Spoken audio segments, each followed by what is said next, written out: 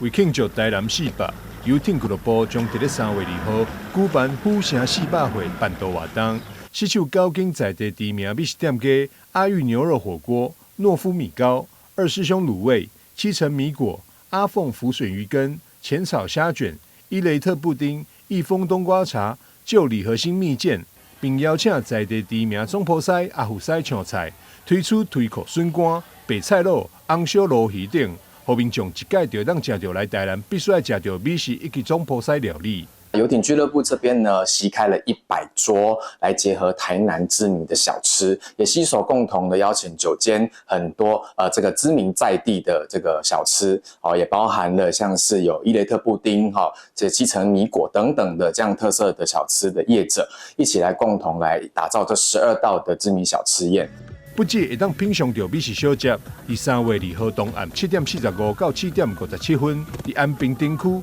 还有无人机以及烟火秀表演，前30名报名食办桌民众，阁会当伫海景第一排欣赏到这精彩表演。舌尖上的府城小吃宴呢，在3月2号晚上6点钟席开100桌，就在我们的游艇俱乐部。那同时呢，也希望可以跟大家一起来到我们的码头这边零距离的观赏我们近500台的无人机跟烟火秀。